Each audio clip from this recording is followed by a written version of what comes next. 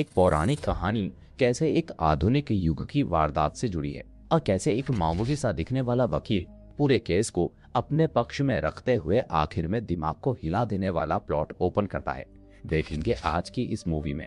Movie का नाम है वंचना, जो साल 2024 में तेलुगु भाषा में रिलीज हुई थी और इसकी हालिया IMDb रेटिंग है 7.3। तो चलिए दोस्तों, शुरू करते हैं आज की ये वीडियो। तो मूवी की शुरुआत एक बैक स्टोरी से होती है। इस गांव का नाम है गोकुलम और इस गांव पर एक खतरनाक श्राप लगा हुआ है। कई सालों पहले अग्निहोत्री नाम के एक महर्षि जगह जगह घूमकर भगवान शिव की तपस्या किया करते थे।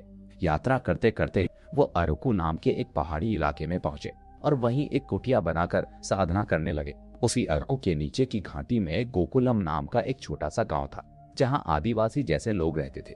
एक दिन उस गांव में भयानक बाढ़ आ गई और उनके घर, अनाज और ज्यादातर चीजें पानी में बह गई और गांव वाले खाने पीने के लिए तरसने लगे। फिर भूख से परेशान कुछ लोग शिकार की तलाश में जंगल जंगल घूमते रहे, पर उन्हें कहीं भी कुछ नहीं मिला। अब आखिर में ये लोग महर्षि अग्निहोत्री के आश्रम के पास पहुंच गए, जहां बहुत से पालतू जानवर थे, हिरण, बकरियां, खरगोश वगैरह। उस समय महर्षि आश्रम में मौजूद नहीं थे, तो गांव वालों ने मजबूरी में उन जानवरों का शिकार कर लिया और उन्हें अपने गांव में ले जाकर खा लिया। अब थोड़ी देर बाद जब महर्षि तपस्या से उठकर लौटे और आश्रम का हाल देखा तो वो गुस्से से भर गए।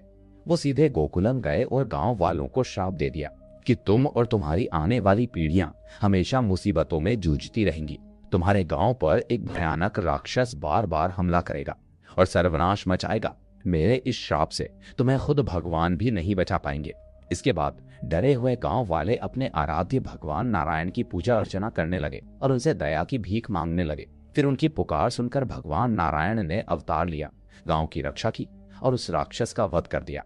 लेकिन भगवान अपना अवतार खत्म करने से पहले ये नियम बना देते हैं कि जब तक गांव वाले रात में अपने घरों के अंदर रहेंगे और बाहर नहीं निकलेंगे, तब तक ही वो नया अवतार लेकर गांव की रक्षा करने आएंगे, वरना रक्षा अधूरी रह जाएगी। इसलिए भगवान के जाने के बाद हर साल गांव के मुखिया को सपने में भगवान नारायण दिखाई देते हैं और बताते हैं कि इस बार वो किस अवतार में गांव की रक्षा करने आएंगे। और इसी वजह से हर साल गांव वाले उस खास रात को एक बड़ा त्योहार मनाते हैं, भगवान की झांकी निकालते हैं और पूरे गांव में फेस्टिवल जैसा माहौल रहता है। और अब यहीं से आगे की कहानी शुरू होती है। जगह है वही अरकू गांव, समय है सुबह के लगभग 5 बजे का और तारीख है 17 दिसंबर 2022।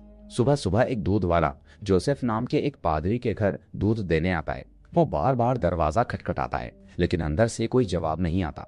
वहीं बाहर जोसेफ का ड्राइवर चलम भी होता है। असल में जोसेफ और चलम अभी